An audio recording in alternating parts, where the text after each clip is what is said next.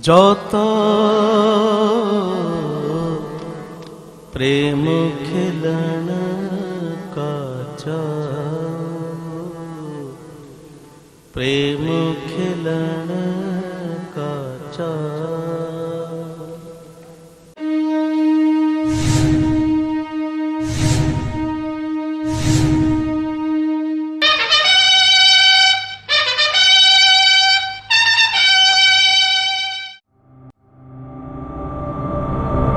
सन 1897 ਵਿੱਚ ਲੰਡਨ ਵਿਖੇ ਰਾਣੀ ਵਿਕਟੋਰੀਆ ਦੀ diamond jubilee ਸਮਾਗਮ ਮੌਕੇ ਸ਼ਰੀਕ ਹੋਏ ਵਫਾਦਾਰ ਭਾਰਤੀ ਸਿੱਖ ਫੌਜੀਆਂ ਦੀ ਵਫਾਦਾਰੀ ਕਰਕੇ ਰਾਣੀ ਵਿਕਟੋਰੀਆ ਨੇ ਵਿਦੇਸ਼ੀ ਧਰਤੀ ਤੇ ਵਸੇ ਹਿੰਦੁਸਤਾਨੀਆਂ ਨੂੰ ਉੱਥੋਂ ਦੇ ਮੂਲ ਵਾਸੀਆਂ ਵਾਂਗੂ ਸਮਾਨਤਾ ਅਤੇ ਸਨਮਾਨ ਦੇਣ ਦਾ ਐਲਾਨ ਕੀਤਾ ਤੇ ਹਾਂਗਕਾਂਗ ਤੋਂ ਆਏ ਹਿੰਦੁਸਤਾਨੀ ਸਿੱਖ ਫੌਜੀਆਂ ਨੂੰ ਸਮਾਗਮ ਤੋਂ ਬਾਅਦ ਕੈਨੇਡਾ ਰਸਤੇ ਵਾਪਸ ਭੇਜਿਆ।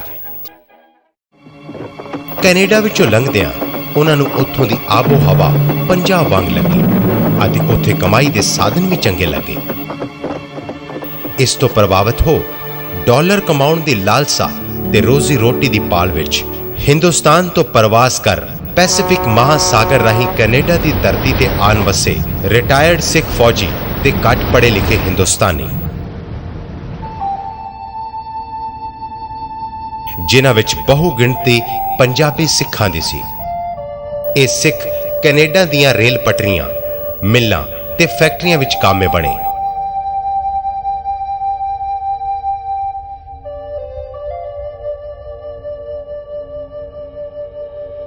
ਸਨ 1907 ਤੋਂ 1914 ਹਿੰਦੁਸਤਾਨੀਆਂ ਦੀ ਵੱਧਦੀ ਗਿਣਤੀ ਵੇਖ ਕੈਨੇਡਾ ਸਰਕਾਰ ਨੇ ਉਹਨਾਂ ਦੀ ਹੋਰ ਆਮਦ ਨੂੰ ਠੱਲ ਪਾਉਣ ਲਈ ਉੱਥੇ ਵਸੇ ਪ੍ਰਵਾਸੀਆਂ ਦੇ ਰਿਸ਼ਤੇਦਾਰਾਂ ਦੇ ਆਉਣ ਤੇ ਵੀ ਰੋਕ ਲਾ ਦਿੱਤੀ।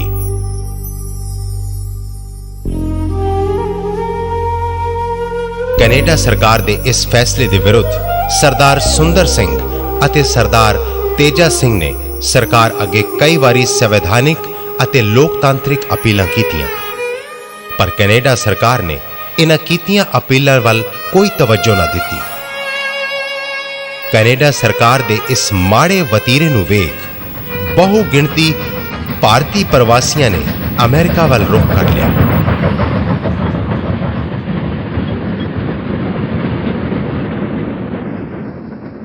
ਉੱਨੀ ਸੌ 7 ਵਿੱਚ ਅਮਰੀਕਾ ਤੇ ਬਹਿਲਿੰਗਮ ਵਿੱਚ ਭਾਰਤੀ ਕਾਮਿਆਂ ਦੀ ਵੱਧਦੀ ਗਿਣਤੀ ਵੇਖ ਉੱਥੋਂ ਦੇ ਗੋਰੇ ਕਾਮੇ ਇਹਨਾਂ ਵਿਰੁੱਧ ਉੱਠ ਖੜੇ ਹੋਏ ਅਤੇ ਭਾਰਤੀ ਪ੍ਰਵਾਸੀਆਂ ਨੂੰ ਉੱਥੋਂ ਕੱਢਣ ਲਈ ਗੋਰਿਆਂ ਨੇ ਭਾਰਤੀਆਂ ਦੇ ਰਿਹਾਇਸ਼ੀ ਇਲਾਕਿਆਂ ਉੱਤੇ ਹਮਲੇ ਕਰਨੇ ਸ਼ੁਰੂ ਕਰ ਦਿੱਤੇ।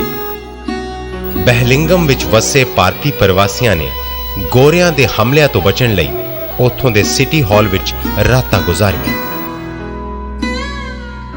ਗੋਰਿਆਂ ਦੇ ਇਸ ਸਲੂਕ ਦੇ ਵਿਰੁੱਧ ਜਦੋਂ ਇਹਨਾਂ ਭਾਰਤੀ ਪ੍ਰਵਾਸੀਆਂ ਨੇ ਉੱਥੋਂ ਦੀਆਂ ਸਰਕਾਰਾਂ ਅੱਗੇ ਅਪੀਲਾਂ ਕੀਤੀਆਂ ਤਾਂ ਉੱਥੋਂ ਦੀਆਂ ਸਰਕਾਰਾਂ ਨੇ ਗੋਰਿਆਂ ਦਾ ਹੀ ਸਾਥ ਦਿੱਤਾ ਅਤੇ ਇਹਨਾਂ ਹਮਲਿਆਂ ਨੇ ਭਾਰਤੀਆਂ ਨੂੰ ਬਹਿਲਿੰਗਮ ਛੱਡਣ ਲਈ ਮਜਬੂਰ ਕਰ ਦਿੱਤਾ।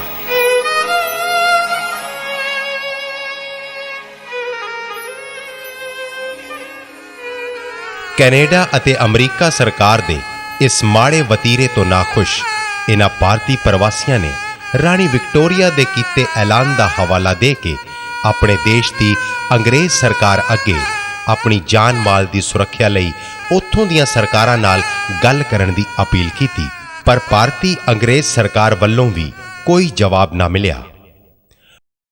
1912 ਵਿੱਚ ਇਹਨਾਂ ਹਮਲਿਆਂ ਤੋਂ ਪ੍ਰਭਾਵਿਤ ਹੋਏ ਭਾਰਤੀਆਂ ਲਈ ਯੂਨੀਵਰਸਿਟੀ ਆਫ ਲਾਵਾ ਦੇ ਡਾਕਟਰ ਸੁਦਿੰਦਰਾ ਬੋਸ, ਡਾਕਟਰ ਬਿਸ਼ਨ ਸਿੰਘ ਅਤੇ ਤਿਸ਼ੀ ਬੂਟੀਆ ਆਫ ਬਰੁਕਲਿਨ ਨੇ US ਕਾਂਗਰਸ ਅੱਗੇ ਕਈ ਵਾਰੀ ਅਪੀਲਾਂ ਕੀਤੀਆਂ, ਪਰ ਉਹਨਾਂ ਅਪੀਲਾਂ ਦਾ ਉਸ ਸਰਕਾਰ ਵੱਲੋਂ ਕੋਈ ਲੋੜੀਂਦਾ ਜਵਾਬ ਨਹੀਂ ਮਿਲਿਆ। ਕਾਮਾਕਾਟਾ ਮਾਰੂ ਦਾ ਦੁਖਾਂਤ ਵੀ ਇਸੇ ਲੜੀ ਦਾ ਇੱਕ ਹਿੱਸਾ ਸੀ। ਕਾਮਾਕਾਟਾ ਮਾਰੂ ਨਾਮ ਦੇ ਇਸ ਸਮੁੰਦਰੀ ਜਹਾਜ਼ ਵਿੱਚ ਸਵਾਰ ਹੋਏ ਕਰੀਬ 400 ਹਿੰਦੁਸਤਾਨੀਆਂ ਨੇ 2 ਮਹੀਨੇ ਦੀ ਕੈਦ ਜਹਾਜ਼ ਵਿੱਚ ਹੀ ਵੈਂਕੂਵਰ ਦੇ ਤੱਟ ਤੇ ਕੱਟੀ। ਕੈਨੇਡਾ ਸਰਕਾਰ ਨੇ ਉਹਨਾਂ ਨੂੰ ਕੈਨੇਡਾ ਦਾਖਲ ਨਾ ਹੋਣ ਦਿੱਤਾ। ਜਹਾਜ਼ ਹਿੰਦੁਸਤਾਨ ਵੱਲ ਰਵਾਨਾ ਹੋਇਆ। ਕਲਕੱਤੇ ਦੇ ਬਜਬਜ ਘਾਟ ਪਹੁੰਚਣ ਤੇ ਹਿੰਦੁਸਤਾਨ ਦੀ ਅੰਗਰੇਜ਼ ਸਰਕਾਰ ਨੇ ਸਰਦਾਰ ਗੁਰਦਿੱਤ ਸਿੰਘ ਤੇ ਉਹਨਾਂ ਦੇ ਸਾਥੀਆਂ ਦਾ ਸਵਾਗਤ ਗੋਲੀਆਂ ਨਾਲ ਕੀਤਾ। ਦੇਸ ਪੈਣ ਤੱਕੇ ਪਰਦੇਸ ਮਿਲੇ ਟੋਈ ਨਾ, ਸਾਡਾ ਪਰਦੇਸੀਆਂ ਦਾ ਦੇਸ ਕੋਈ ਨਾ, ਸਾਡਾ ਪਰਦੇਸੀਆਂ ਦਾ ਦੇਸ ਕੋਈ ਨਾ। ਭਾਰਤੀ ਆਪਣੇ ਨਾਲ ਹੁੰਦੇ ਵਿਤਕਰੇ ਨੂੰ ਰੱਬ ਦਾ ਪਾਣਾ ਮੰਨਣ ਦੀ ਬਜਾਏ ਆਪਣੇ ਦੇਸ਼ ਦੀ ਗੁਲਾਮੀ ਨੂੰ ਹੀ ਇਸ ਦਾ ਜ਼ਿੰਮੇਵਾਰ ਮੰਨਣ ਲੱਗੇ। ਇਸੇ ਸਮੇਂ ਦੇ ਦੌਰਾਨ ਹੋਂਦ ਵਿੱਚ ਆਈ ਖਾਲਸਾ ਦੀਵਾਨ ਸੁਸਾਇਟੀ ਅਤੇ ਇਤਿਹਾਸਿਕ ਗੁਰਦੁਆਰਾ ਸਾਹਿਬਾਨ।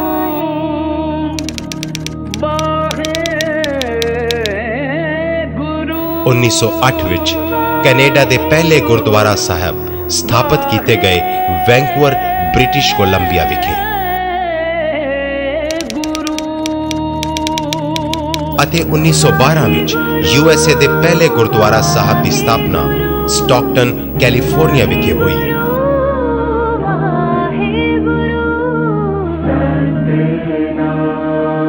ਮਾਣਮੱਤੇ ਇਤਿਹਾਸ ਵਾਲੇ ਇਸ ਗੁਰੂ ਘਰ ਦੇ ਮੁੱਖ ਸੇਵਾਦਾਰ ਵਜੋਂ ਸੇਵਾ ਦਾ ਕੰਮਕਾਜ ਸੰਭਾਲਿਆ ਸੰਤ ਵਿਸਾਖਾ ਸਿੰਘ ਡੰਡੇਹਾਰ ਤੇ ਬਾਬਾ ਜਵਾਲਾ ਸਿੰਘ ਹੋਰਾਂ ਨੇ। ਗੁਰਦੁਆਰਾ ਸਟਾਕਟਨ ਬਣਿਆ ਗਦਰੀ ਬਾਬਿਆਂ ਦੀਆਂ ਗਤੀਵਿਧੀਆਂ ਦਾ ਗੜ੍ਹ।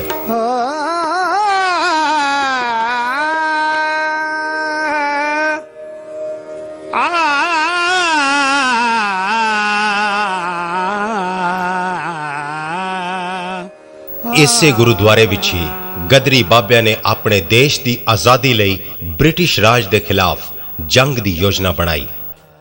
ਮਾਰਚ 1913 ਨੂੰ ਉੱਥੋਂ ਹੀ ਹੋਂਦ ਵਿੱਚ ਆਈ Hindu Association of Pacific Coast ਅਤੇ ਦੇਸ਼ ਵਿਦੇਸ਼ ਵਿੱਚ ਵਸੇ ਹਿੰਦੁਸਤਾਨੀਆਂ ਨੂੰ ਆਪਣੇ ਨਾਲ ਜੋੜਨ ਲਈ ਇੱਕ ਅਖਬਾਰ ਸ਼ੁਰੂ ਕਰਨ ਦਾ ਫੈਸਲਾ ਕੀਤਾ ਗਿਆ। ਇਸ ਦੇ ਬੁਲਾਰੇ ਅਖਬਾਰ ਦਾ ਨਾਂ ਸੀ ਗਦਰ। ਇਸ ਦੀ ਵਿਚਾਰਧਾਰਾ ਸੀ ਗਦਰ। ਮੁੱਖ ਉਦੇਸ਼ ਸੀ ਅੰਗਰੇਜ਼ੀ ਰਾਜ ਦੇ ਖਿਲਾਫ ਯੁੱਧ। ਨਾਮ ਸੀ ਗਦਰ, ਕੰਮ ਸੀ ਗਦਰ ਤੇ ਉੱਥੋਂ ਹੀ ਸ਼ੁਰੂ ਹੋਈ ਇੱਕ ਗਦਰ ਲਹਿਰ। ਸਿਰ ਧਰ ਗਲੇ ਗਲੇ ਕਾਮਾਕਾਟਾ ਮਾਰੂ ਹਾਦਸੇ ਨੇ ਗਦਰ ਲਹਿਰ ਨੂੰ ਅੰਤਰਰਾਸ਼ਟਰੀ ਪੱਧਰ ਤੇ ਇੱਕ ਵੱਡਾ ਹੁਲਾਰਾ ਦਿੱਤਾ। ਇਸ ਗਦਰ ਲਹਿਰ ਦੇ ਮੁੱਖ ਕਾਰਡਨੀ ਸਨ ਗਦਰੀਆਂ ਦੇ ਪਹਿਲੇ ਪ੍ਰਧਾਨ ਬਾਬਾ ਸੋਹਣ ਸਿੰਘ ਪਖਣਾ, ਬਾਬਾ ਕੇਸਰ ਸਿੰਘ ਠਟਕੜ ਉਪ ਪ੍ਰਧਾਨ, ਜਨਰਲ ਸਕੱਤਰ ਲਾਲਾ ਹਰਦਿਆਲ ਅਤੇ ਖਜ਼ਾਨਚੀ ਪੰਡਤ ਕਾਸ਼ੀਰਾਮ। ਗਦਰੀ ਬਾਬਿਆਂ ਨੇ ਆਪਣੇ ਮੁੱਖ ਦਫ਼ਤਰ Yugantar Ashram, Wood Street, San Francisco USA ਤੋਂ ਇੱਕ ਬਹੁ ਭਾਸ਼ਾਈ ਅਖਬਾਰ ਗਦਰ 1 ਨਵੰਬਰ 1913 ਤੋਂ ਪੂਰੀ ਦੁਨੀਆ ਵਿੱਚ ਭੇਜਣਾ ਸ਼ੁਰੂ ਕਰ ਦਿੱਤਾ। ਮੁੱਖ ਸੰਪਾਦਕ ਲਾਲਾ ਹਰਦਿਆਲ ਦੇ ਉਰਦੂ ਵਿੱਚ ਲਿਖੇ ਸੰਪਾਦਨ ਨੂੰ ਵੱਖ-ਵੱਖ ਭਾਸ਼ਾਵਾਂ ਵਿੱਚ ਬਦਲ ਕੇ ਗਦਰ ਅਖਬਾਰ ਦਾ ਪਹਿਲਾ ਪ੍ਰਕਾਸ਼ਨ ਹੱਥ ਮਸ਼ੀਨ ਨਾਲ ਕਰਤਾਰ ਸਿੰਘ ਸਰਾਭਾ ਨੇ ਕੀਤਾ। ਇਸ ਗਦਰ ਅਖਬਾਰ ਦੇ ਮੁੱਖ ਪੰਨੇ ਤੇ ਹੀ ਛਪਿਆ ਸੀ ਅੰਗਰੇਜ਼ੀ ਰਾਜ ਦਾ ਦੁਸ਼ਮਣ ਉਰਦੂ ਗੁਰਮੁਖੀ ਅਖਬਾਰ ਤੇ ਉੱਪਰਲੇ ਕੋਨਿਆਂ ਤੇ ਯੁੱਧ ਦਾ ਜੈਕਾਰਾ ਬੰਦੇ ਮਾਤਰਮ ਅਤੇ ਵਿਚਕਾਰ ਗੁਰੂ ਗ੍ਰੰਥ ਸਾਹਿਬ ਜੀ ਦੀ ਪਵਿੱਤਰ ਬਾਣੀ ਜੋ ਚਿਤ ਪ੍ਰੇਮ ਖੇਲਨ ਕਾ ਚਾਓ, ਸਿਰ ਤਰ ਤਲੀ ਗਲੀ ਮੁਰਿਆਓ। ਇਸ ਹਫ਼ਤਾਵਾਰੀ ਅਖਬਾਰ ਵਿੱਚ ਛਪੀਆਂ ਕਵਿਤਾਵਾਂ ਨੇ ਦੇਸ਼ ਵਿਦੇਸ਼ ਵਿੱਚ ਵਸੇ ਹਿੰਦੁਸਤਾਨੀਆਂ ਦੇ ਦਿਲਾਂ ਵਿੱਚ ਦੇਸ਼ ਦੀ ਆਜ਼ਾਦੀ ਲਈ ਗਦਰ ਦੀ ਗੂੰਜ ਪੈਦਾ ਕਰ ਦਿੱਤੀ। ਇਸ ਗਦਰ ਅਖਬਾਰ ਰਾਹੀਂ ਇਹਨਾਂ ਗਦਰੀ ਬਾਬਿਆਂ ਨੇ ਹਿੰਦੁਸਤਾਨ ਦੇ ਦਲੇਰ ਨੌਜਵਾਨਾਂ ਨੂੰ ਹਿੰਦੁਸਤਾਨ ਦੀ ਆਜ਼ਾਦੀ ਲਈ ਲੜ ਮਰਨ ਦਾ ਖੁੱਲ੍ਹ ਕੇ ਸੱਦਾ ਦਿੱਤਾ, ਜਿਸ ਵਿੱਚ ਆਜ਼ਾਦੀ ਲਈ ਸੰਘਰਸ਼ ਕਰਨ ਦੀ ਕੀਮਤ ਮੌਤ ਦੱਸੀ ਅਤੇ ਇਨਾਮ ਅਮਰ ਸ਼ਹਾਦਤ। ਪੈਨਸ਼ਨ ਨੂੰ ਆਜ਼ਾਦੀ ਦਾ ਨਾਮ ਦਿੱਤਾ ਅਤੇ ਲੜਾਈ ਦਾ ਮੈਦਾਨ ਹਿੰਦੁਸਤਾਨ ਦੀ ਧਰਤੀ ਦੱਸਿਆ। ਬਾਬਾ ਸੋਹਣ ਸਿੰਘ ਪਖਣਾ ਨੇ ਹਿੰਦੁਸਤਾਨ ਦੇ ਨੌਜਵਾਨਾਂ ਲਈ ਲੰਬੀ ਉਮਰ ਦੀ ਕਾਮਨਾ ਕਰਦੇ ਹੋਏ ਵੰਗਾਰ ਕੇ ਕਿਹਾ, ਉੱਠੋ ਨੌਜਵਾਨੋ, ਜ਼ਮਾਨਾ ਬਦਲ ਰਿਹਾ ਹੈ, ਆਪਣੀ ਜ਼ਿੰਮੇਵਾਰੀ ਨਿਭਾਓ। ਹਰ ਤਰ੍ਹਾਂ ਦੀ ਆਰਥਿਕ, ਰਾਜਨੀਤਿਕ ਤੇ ਸਮਾਜਿਕ ਗੁਲਾਮੀ ਨੂੰ ਖਤਮ ਕਰੋ। ਸਾਡਾ ਅਸਲੀ ਧਰਮ ਇਨਸਾਨੀਅਤ ਹੈ। ਤੇ ਸਨ 1914 ਵਿੱਚ ਪਹਿਲੇ ਵਿਸ਼ਵ ਯੁੱਧ ਦੇ ਐਲਾਨ ਦੇ ਨਾਲ ਹੀ ਗਦਰ ਅਖਬਾਰ ਰਾਹੀਂ ਗਦਰੀ ਬਾਬਿਆਂ ਨੇ ਅੰਗਰੇਜ਼ਾਂ ਦੇ ਖਿਲਾਫ ਆਪਣੇ ਦੇਸ਼ ਦੀ ਆਜ਼ਾਦੀ ਲਈ ਐਲਾਨੇ ਜੰਗ ਕਰ ਦਿੱਤਾ। ਇਸ ਦਾ ਅਮਰੀਕਾ ਵਸੇ ਹਜ਼ਾਰਾਂ ਭਾਰਤੀਆਂ ਤੇ ਫੌਰੀ ਤੌਰ ਤੇ ਅਸਰ ਹੋਇਆ। ਉਹ ਆਪਣੇ ਅਮਰੀਕਾ ਆਉਣ ਦੇ ਮੁੱਖ ਮਕਸਦ ਤੇ ਖੂਨ ਪਸੀਨੇ ਨਾਲ ਕਮਾਏ ਡਾਲਰਾਂ ਦੀ ਖੱਟੀ ਨੂੰ ਤਿਆਗ ਸ਼ਹੀਦੀ ਚੋਲੇ ਪਾ ਦੇਸ਼ ਨੂੰ ਯੁੱਧ ਕਰਨ ਲਈ ਚੱਲ ਪਏ। ਚਲੋ ਚੱਲੀਏ ਦੇਸ਼ ਨੂੰ ਯੁੱਧ ਕਰਕੇ, ਇਹੋ ਆਖਰੀ ਵਚਨ ਤੇ ਫਰਮਾਨ ਹੋਏ। ਅੰਗਰੇਜ਼ੀ ਰਾਜ ਦੇ ਮੁਖਬਰਾਂ ਨੇ ਉਹਨਾਂ ਦੇ ਇਰਾਦੇ ਅਤੇ ਪਹੁੰਚਣ ਦੀ ਇਤਲਾ ਪਹਿਲਾਂ ਹੀ ਅੰਗਰੇਜ਼ੀ ਹਾਕਮਾਂ ਨੂੰ ਦੇ ਦਿੱਤੀ ਅਤੇ ਦੇਸ਼ ਪਹੁੰਚਣ ਤੇ ਚੋਟੀ ਦੇ ਗਦਰੀਆਂ ਨੂੰ ਬੰਦਰਗਾਹ ਤੇ ਹੀ ਕੈਦ ਕਰ ਲਿਆ ਗਿਆ।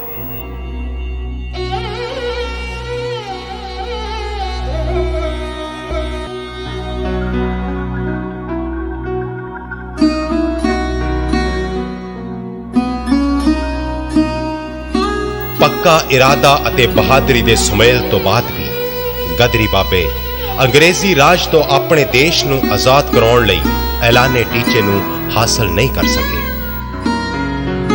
ਅੰਗਰੇਜ਼ ਸਰਕਾਰ ਨੇ ਉਹਨਾਂ ਦੇ ਨੇਤਾਵਾਂ ਨੂੰ ਕੈਦ ਕਰ ਵਿਸ਼ੇਸ਼ ਟ੍ਰਿਬਿਊਨਲਾਂ ਅੱਗੇ ਮੁਕੱਦਮੇ ਚਲਾਏ, ਜਿੱਥੇ ਇਹਨਾਂ ਨੂੰ ਨਾ ਤੇ ਵਕੀਲ ਦਿੱਤੇ ਗਏ, ਨਾ ਦਲੀਲ ਸੁਣੀ ਗਈ ਤੇ ਨਾ ਹੀ ਅਪੀਲ ਕਰਨ ਦਾ ਮੌਕਾ ਦਿੱਤਾ ਗਿਆ।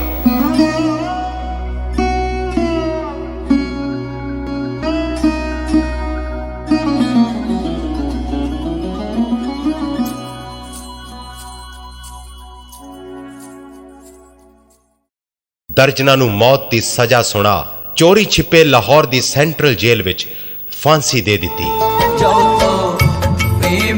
ਇਹਨਾਂ ਸ਼ਹੀਦਾਂ ਤੋਂ ਤਾਂ ਆਖਰੀ ਖੁਆਇਸ਼ ਵੀ ਨਹੀਂ ਪੁੱਛੀ ਗਈ।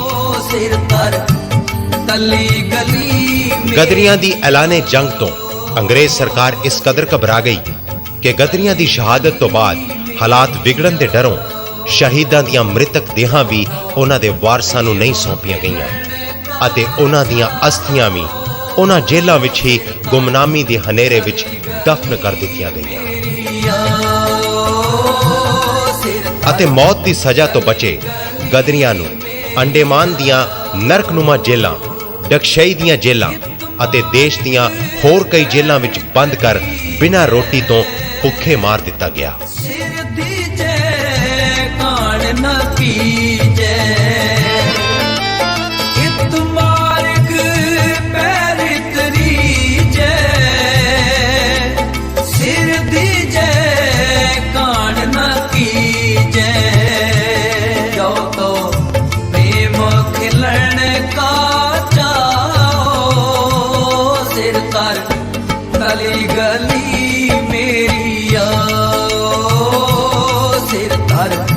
गली गली मेरी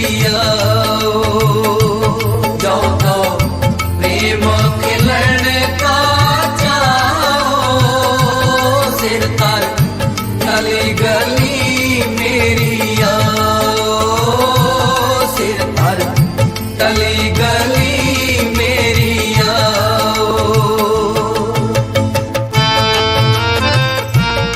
बेशक ਇਹ ਦੇਸ਼ ਨੂੰ ਆਜ਼ਾਦ ਕਰਾਉਣ ਵਿੱਚ ਸਫਲਤਾ ਨਹੀਂ ਹੋ ਸਕੇ, ਪਰ ਆਉਣ ਵਾਲੇ ਇਨਕਲਾਬੀਆਂ ਲਈ ਗਦਰ ਦੇ ਲਹਿਰੀ ਚਾਨਣ ਮੁਨਾਰਾ ਬਣ ਗਏ।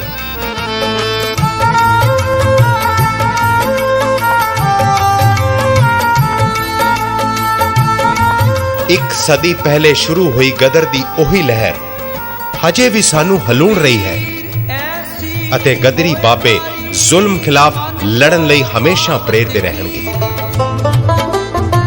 मरने ते क्या डरना जब हाथ सुदौरा लीन जो तो प्रेम खिलन का चाहो सिर तर गली गली मेरी